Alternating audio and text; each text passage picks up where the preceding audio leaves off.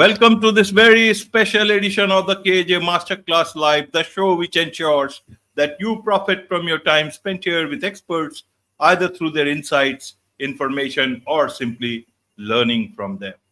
And today we have with us Annie Lisa. She is a transformational speaker and guide and also an author. So we'll learn from her about her profound spiritual experiences that followed her sister's tragic murder and how they awakened her to the power of the subconscious. So we'll talk about all this and much more about spiritual transformation to inspire resilience, healing, and conscious living. Welcome to the show, Annie. Thank you very much, KJ. I appreciate this opportunity to speak with you and your listeners. You are welcome. Welcome to the show, Annie. Welcome to India in this online form. And I'm sure not just in India, but a lot of people across the globe will benefit from what we are going to talk right now. We'll talk about how one can get messages from beyond that will transform the life, the way it has happened for you. We'll talk about all this. But before that, let's talk a bit about your background, your journey, your story, so that the audience knows who they are listening to. Sure. Thank you. I spent most of my life working in corporate America as a marketer for about 30 years. And during this time, at the beginning of this time, I had a profound spiritual awakening, which I know that a lot of people are having today. And it was when I noticed that I was getting messages from departed loved ones and guides, and I realized that I was being heard. I got confirmation. And this was such an incredible, special time in my life. I was hungry to learn more. So I surrounded myself with a host of education and a variety of subjects in the realm of expanding consciousness and our human existence. And what I learned really reshaped my understanding of our human experience, and that we are conscious creators living in a vibrational universe that is responding to our thoughts. At the same time, my younger sister, Dr. Teresa Sievers, was having her own transformational experience working with patients as an internal doctor, noticing the connection between their emotions and their disease. And we were both so on fire about this invisible world that was having a huge impact on our physical world, that we wanted to get out in the world and share it with the mainstream fold. We felt called in a profound way. But before we could figure out what we were supposed to do with this undeniable knowing, my sister was murdered when she returned home. 9 months, actually, to the day of understanding that we were supposed to, that this passion was really a much larger call to action, a mission, if you will, to help support humanity during this time.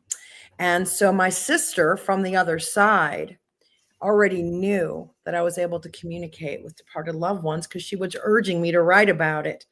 And now she was on the other side. And once she told me who murdered her, she was onto the business of our mission to help humanity during this very precarious time on the planet through our subconscious. So that's a lot. That's the beginning, Penny. That's the beginning. And that is where I want to understand for the audience is that you and your sister had that special ability to understand the things. If I'm putting it correctly, correct me if I'm, anywhere. Not sure. I don't know if I would call it special. We just noticed it. We noticed it and we wanted to bring it out, and we felt through synchronicities and signs that we were meant to do that. What does that mean? Means a lot of people also say that they feel or can see things beyond that. People go to some of these people for help also, to ask things, to explain things, to connect with, as they call it, people who has gone to the other side. So I want to understand, for a common person, a lot of people are very educated.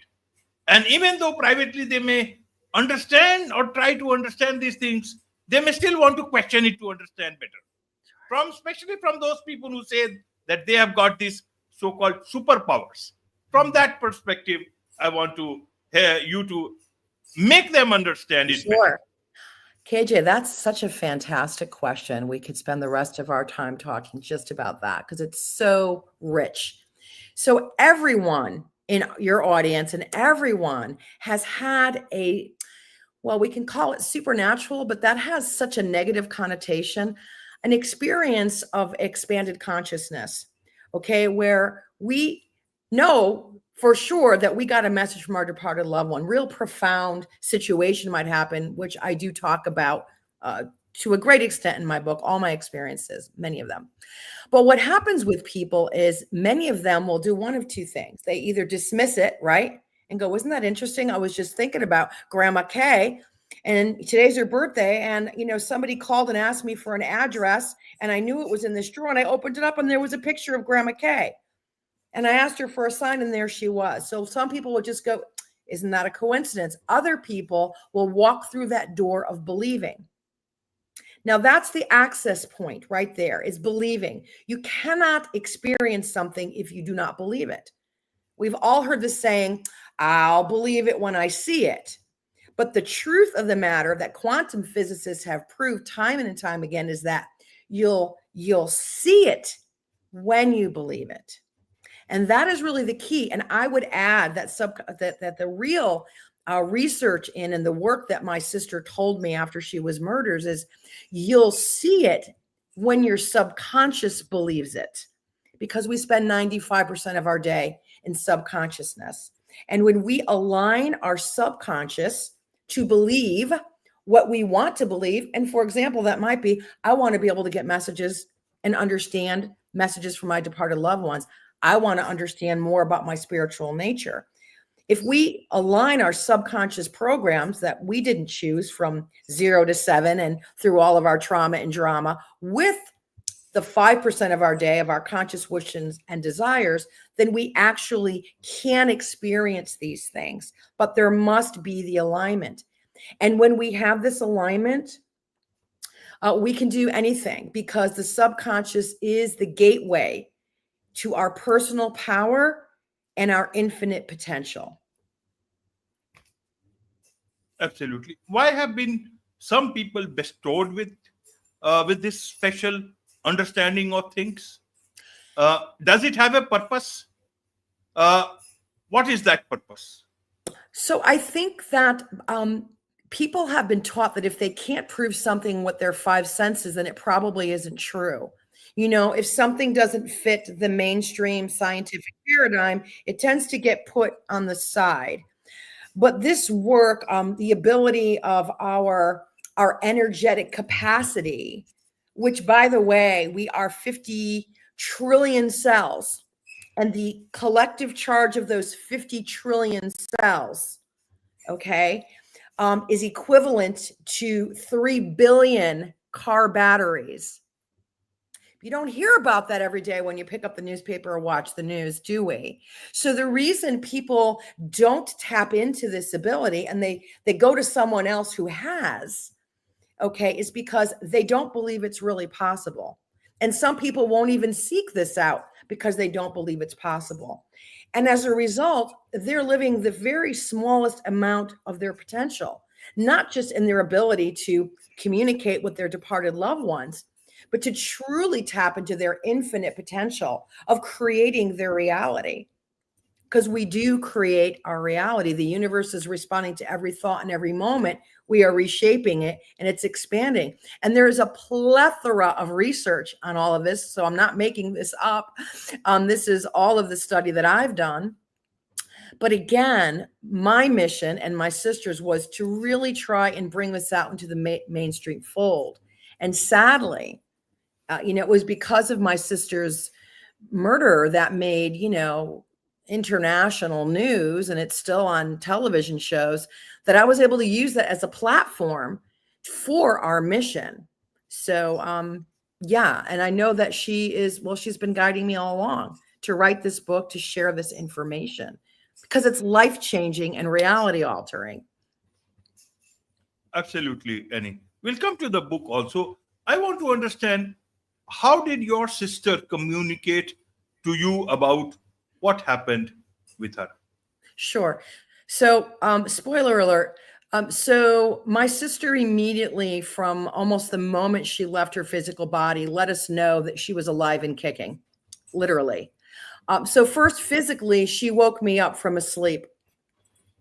I was awakened by her sleep, from someone rubbing my back. And the only other person in the room was my friend who was sleeping in the next bed of the hotel. And that was kind of an unusual thing. But generally, my sister found profound ways to get messages through, mainly using music. And now many other things. But I'm not talking about random moments like seeing a butterfly and go, oh, that's my uncle. And I'm talking about profound moments that can't be mistaken. So she gave us the murder weapon. She gave us the name of the murderer, through actual visual signs, through writings in clouds, through signs on store windows, in precise timing of when the question was asked. And I don't really want to give that away because it's extraordinary. And then when you think that that profound message is so amazing, you go, oh my God, can you give me another sign? And then 2 seconds later, somebody bursts into your kitchen that you weren't expecting, and they give you everything. Another amazing sign where she actually named the murderer's name. So, and then just repeating songs again and again and again and again. It's just the kind of things that make the skeptic scratch their head. Absolutely. How did you share the same information with the law enforcement people? Did they believe it, not believe it? Because in law, there is no such provision like this. Well, that's another great question, KJ. You're filled with great questions. So I did not run to detectives to tell them that my dead sister confirmed who killed her. They were onto it, that it was her husband. They were onto it.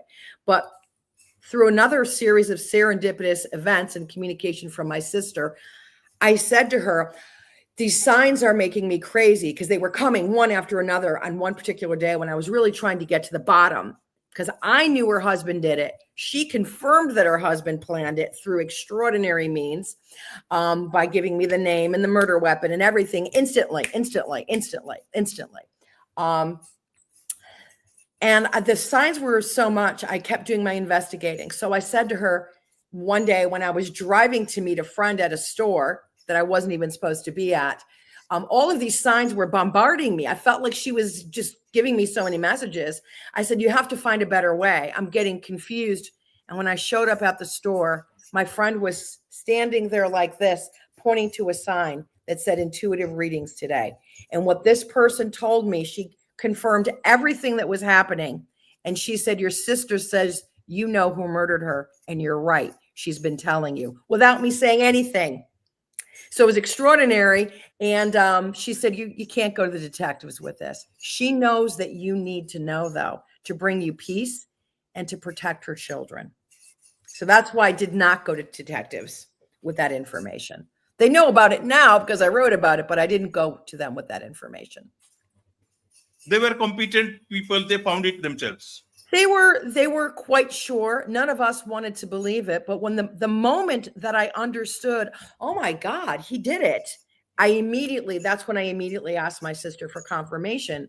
And I asked her to give the signs to other people, because I was so frenetic. And KJ, that when your energy is frenetic, you can't see a sign if it's hitting you in the head, right? Because vibrationally, because we are vibrational beings, it's very difficult for us to connect with these higher vibrating beings, even though in times like this, where there is much unrest and a sense of real urgency for that being, that spirit, to get information through, they tend to break down all the walls and get through.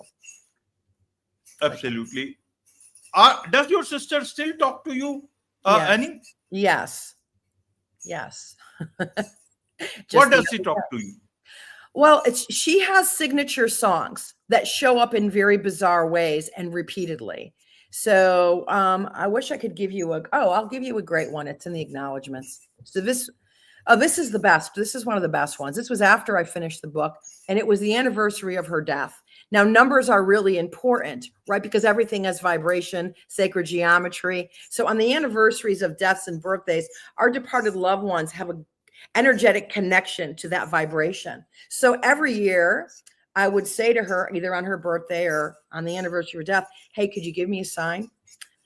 So on this 10-year anniversary, actually, I think it was the 9-year anniversary, I said to her, I could really use a sign from you today. It would be really amazing. So this is an example of the profundity of my sister's communication. Now, my sister and I had a pet name for each other, Dill, like a dill pickle, Dill. My sister drove a white Mercedes Benz with Florida plates. I have to just tell your audience that. So I said to my sister, if you could give me a sign today, it would really be so wonderful and it would really, reconnect. About 5 minutes later, my phone rang from one of her former colleagues who's become a friend of mine, and it was Teresa's friend. And she said, hey, and I go, hey, she goes, how you doing? I go, I'm fine. She goes, did you get my text? I said, no, I didn't. Why? She goes, oh my God, open the text, Dill. And I opened up the text and there was a license plate, a Florida license plate on a white Mercedes. You could see the logo that said Dill with the number 1. Now, if that's not a calling card, I don't know what is. And I mean, it was so expedient. And then on my birthday, when I knew she wanted to wish me happy birthday, I happened to look up at one moment and there was a silly painting of a cow with a wreath, and it was painted by somebody named Dill. Dill. So it never ends. It never ends. Absolutely. You talk about the other side. A lot of people talk about the other side. Did you ask your sister, where is this other side? Many people say it's here around itself. Can you share your experience? Yeah. Well, we do call it the other side, but there are many sides. It's really about dimensions. I refer to it as the other side because that's what people understand when we cross over. There's so many names. So my sister spoke to me from the other side, but really more accurately, KJ, that would be from a different frequency, right? So you and I are engaged on this moment right now, or you might be engaged on watching a sporting event, right? On a sports channel. You're tuned into that frequency, but that doesn't mean there's not movies happening on a variety of other networks and stations, hundreds of them, but you're simply not tuned to them. But that doesn't mean they're not happening. In the same way, we are tuned into this moment and this reality. But there are many other realities happening in ways that, look, if people could understand, they wouldn't be able to understand all of this because it's so huge. It would be like a scuba diver coming from the bottom of the ocean, right? All at once without taking the time to come up. Their head would explode. If we truly understood how powerful we are and how incredible the universe is, we would not be able to understand it and we would go insane because everything that we've built our reality on would just fall to the ground and we really wouldn't understand who we were or what we're doing here. Absolutely. One thing more and then we'll come to the book, and is that why is your sister still on where she is at the moment? Why doesn't she go somewhere else? Even though she told that she's happy, what is happiness there? Because you are continuously talking to her. I want to understand, is the happiness different than the happiness that we, always run behind? Help us understand from that point of view. Well, KJ, your questions are fantastic, I have to say. So my sister is existing in many different places at one time, right? She's not simply on the other side or sitting here behind me. An aspect of her might be right now, but our consciousness, right? We are conscious beings of this energetic component, and this spirit is so enormous. It would be like trying to fill a cup with the ocean, like there's so many places that it can be. So is my sister my sister is many things. She may have reincarnated here already. She may be waiting to reincarnate here. She is more than likely, we don't just sit in one place, existing in many places. But I will say, because I truly believe this, because I know how powerful our mission is, I've gotten so much information that she crossed over and left this physical reality because she can get so much more done out of the body something she said on a regular basis when she was alive. I could just get so much more done if I could just get out of this body, because she was in a hurry to help people to understand this kind of conversation more from a medical, I shouldn't say medical, from a physical well-being perspective of helping people understand why they were sick. So is my sister happy? There really aren't any emotions except love, unconditional love. The idea of happiness is really a very, well, I can say for this planet and this level of reality is something we aspire to, right? Joy. Absolutely. So one thing is for sure that happiness is not the ultimate happiness. It is something beyond that. At least as humans, we can understand from your understanding. Right. It's really not something we attain once we leave the body. I think unconditional love is something we attain when we automatically return to when we leave the body. But in terms of being happy or sad or whatever, that's not something that we experience when we're outside the body, unless you're a tormented soul that has, that maybe has not really left this typical dimension because of unfinished business. And we've all heard stories of, angry souls, grieving souls, people who haven't stepped into the light. My sister has stepped into the light for sure. Absolutely. Now let's come to your book, and you have written it. The book's name is also on your sister's. What my sister told me after she was murdered. If I understand, this is Correct. the thing. Correct. I'm reading. Tell us, how should one understand? Is this a true crime story, or is this a spiritual story? Is this about your sister? Is this about profoundness of the universe, expanding what you call it, consciousness, or is it much more beyond that? It's all of those things wrapped into this story.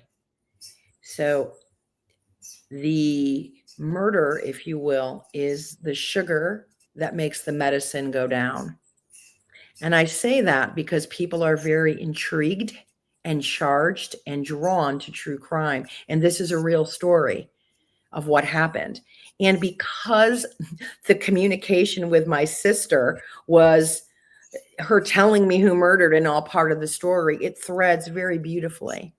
It's also an educational book because I'm sharing all the things we've talked about right now in this podcast about the nature of reality, about why we choose to come here, why we choose our parents. Why did my sister, if we choose our parents, choose to be married to a psychopath, right? Well, because that was part of her sacred contract that we all have. So I take a lot of time to weave in these stories of my spiritual experiences that I had when my sister was alive and what we were experiencing together, this excitement about, because she started to have it and we were so excited. And then she was murdered 9 months to the day of this discovery. 9 months. That is an incredible metaphor of birth, right? So there's all of that. And then there's, oh my God, who did it? And then there's the brutality of it all and how it affected our family.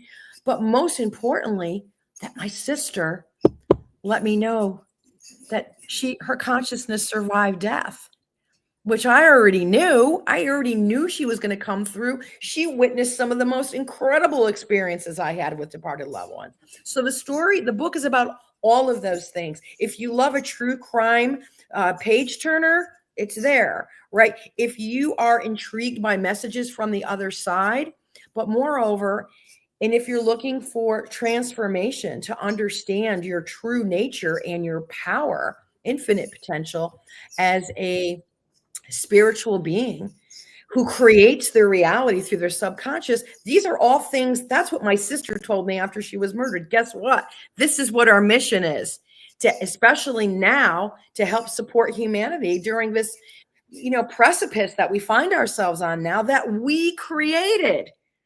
That's what I go around and talk about. We created it, and here's how we fix it. That's why I wrote the book, because nobody's going to see this on the news. No one's going to find out that, oh, we're creating our reality and we can make ourselves healthy and there's spontaneous healings happen and all these things. It's not going to come up on the 5 o'clock news. And that's why I wrote the book, to reach the masses. Absolutely. So putting all those things together, It's not an easy thing. It's like putting universe in a, in a bottle. How were you able to do this? Because I just want to understand your. It is a lot of, lot of difficult understanding of different things at the same time. Sure. Thank you again for your fabulous questions, KJ. I love them. I was able to do this by getting up at 3 o'clock in the morning and having that beautiful quiet time. And I understood the challenge of talking about a murder, true crime, all right, the nature of reality, right, talking with dead people, and bringing out this mission to support humanity and teach people about their subconscious. But I will say that it is seamlessly told in this story. It is a seamless story. I worked with a couple of published authors to pick their brains, and it was actually one woman from Sarah Lawrence College who said, "This is how you get people in, and that's the story. And then you've got to figure out how to tie this in." And I did at 3 o'clock in the morning. Amazing thing. Sometimes I read the book and I go, I don't even remember writing that. I was like, I was channeling it or something, my sister was coming through, but it is it's a very easy to read book. It's like sitting down and having a conversation with me. It's not over the head. I wanted it to be simple and succinct and not lose anyone's attention. It's just barely 300 pages and people are finishing it in a day and a half. They're telling me I can't put it down. It was like I was sitting down and talking with you and having coffee, and I just got through the book, and there was a lot to comprehend, but I achieved my goal. I achieved my goal of getting my message and mission across in a very compelling story. How did the detectives read it? Did they ask you anything after? That's Because such a you good said you question. didn't tell us before. We worked so hard because you didn't tell us before. These wonderful, wonderful detectives, I can't say enough about them. They were calling me. They're very busy because the state of Florida, sadly, has a lot of murder cases down there. So they were wonderful. Every year, they usually call right around my sister's birthday or the anniversary, and I haven't heard from them. And quite honestly, I may have emailed them, like a promo when I put the book out, but no one has come and asked me, like, why didn't I share that with them? And I think they understood there was no need. Like once they knew, and once I did know, of course, I did call investigators, not to say, hey, my sister told me who murdered her, but to say, I've put together a timeline of a bunch of inconsistencies that make no sense. Because my first investigation with the investigators was, oh no, he would never hurt her. He would never do this. And of course, there were a lot of red flags, but I just ignored them. But once I understood it, everything lined up. I did make another interview appointment with them, and I told them everything. And they said, Annie, we're on it. But thank you for this information. It helped. Absolutely. And you talk about, about your sister's mission, about your mission to awaken humanity through the subconscious to reclaim their divinity as conscious creators. Yeah. How can a normal mortal working for his bread and butter think about reclaiming their divinity? Is it possible? Absolutely. Everything on this planet is designed to happen through our belief system. So a normal person struggling through life, when anyone can access their subconscious, there's many different tools. If you go to brucelipton.com, there's 14 different tools to rewrite your subconscious. So why do they want to care about that? Because that person who's working so hard just to put food on the table, just to put clothes on their family's back and pay their rent, okay, they are in that reality because they created it through a storehouse of beliefs about prosperity and money that they didn't choose. It was downloaded because that's what they watch their parents do. That's why people who have money, generally, they all have money. It's not because they passed it down through generational wealth. Yes, that happens. It's because they have a program that supports prosperity. So that person who is struggling and wants money or wants to improve relationships or wants to get that college degree, but keeps tripping themselves up because they don't have programs that support those wishes and desires. It's in their best interest to rewrite their subconscious. Like I said, there's plenty of tools. It's what I do with individuals. And when they start to live a life that brings them joy because they're bringing in things that make them happy, they affect not only the people that they are right in contact with, but like I said, how many volts of energy come out of our body, and our auric field extends out so far, we affect everybody. So that's why my message is sort of, when we're living a lives that bring us joy, that joy has a vibrational component. All right. It brings us to unconditional love. And when we're vibrating unconditional love, we create a ripple effect that affects everyone. I think Greg Braden says it's the half of a percentage of the square root of the population.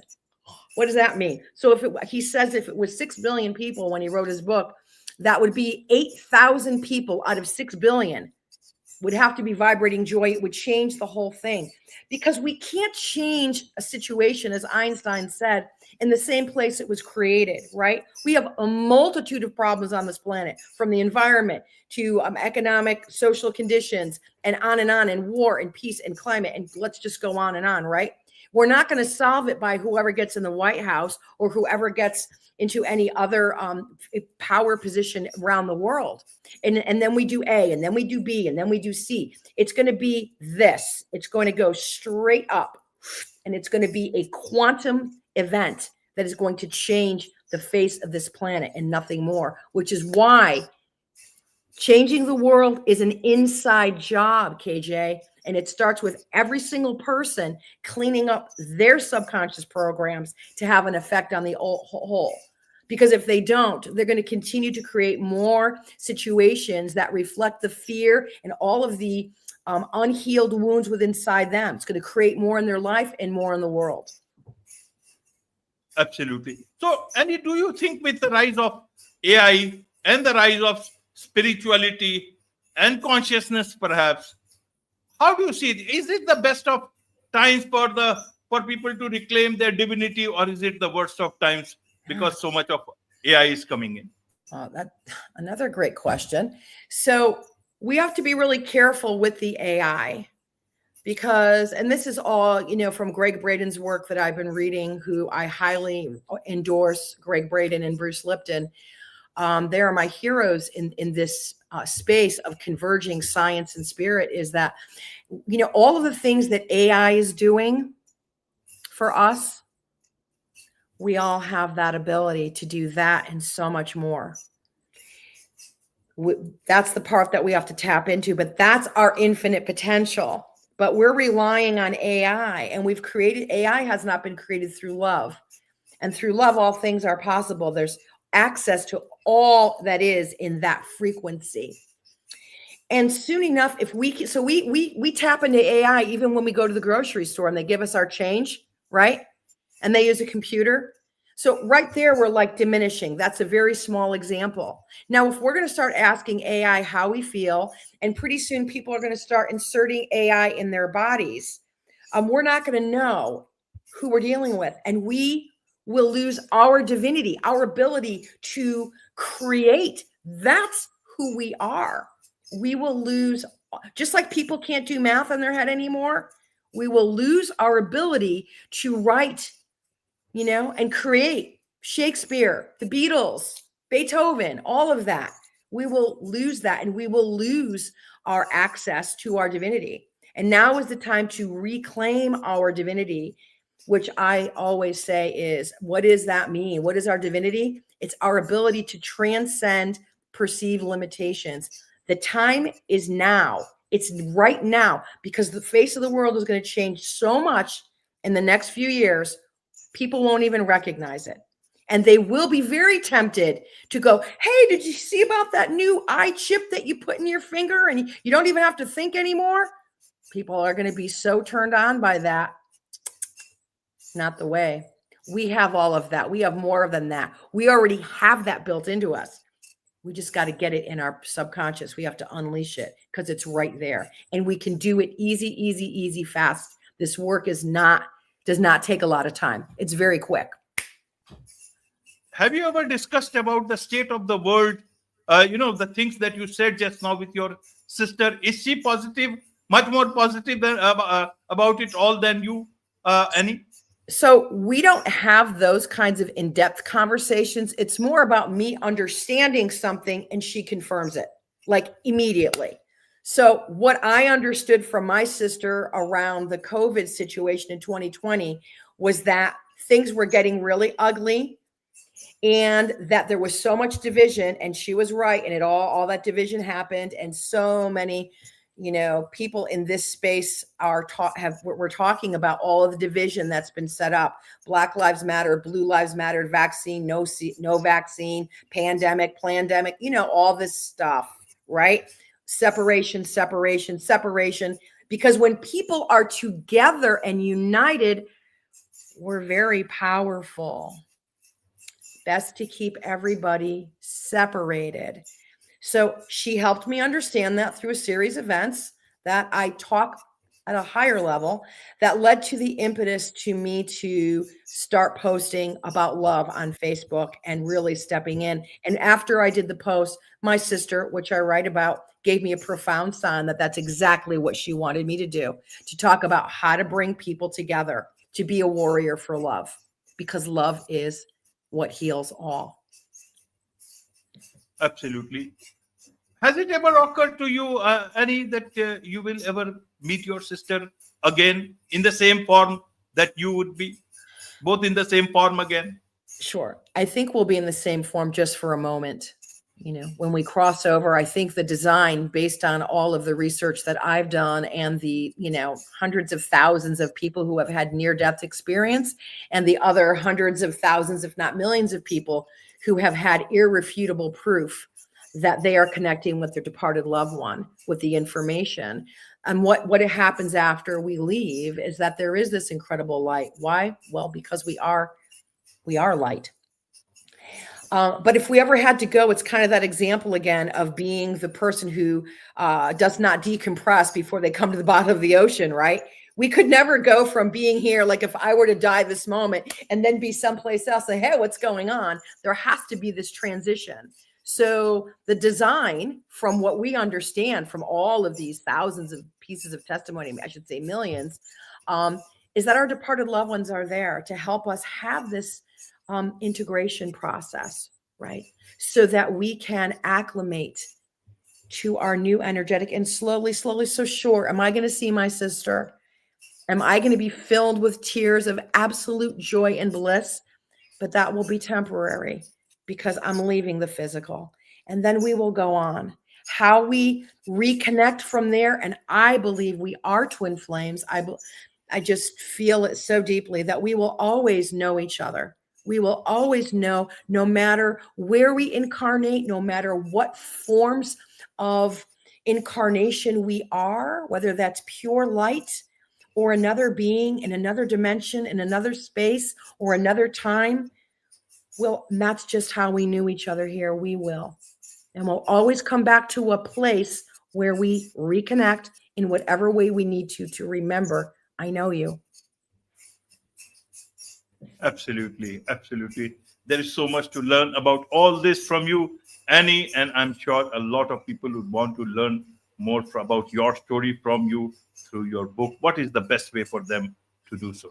The best way is my website, which is my name, Annie Lisa, and then the word life. So it's Annie Lisa Life, ANNIELISALIFE.com.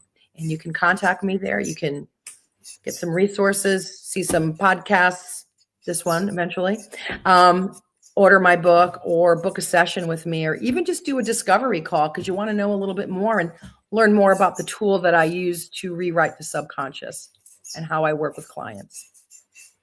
Absolutely. With this, it's a wrap on this very special edition of the KJ Masterclass Live.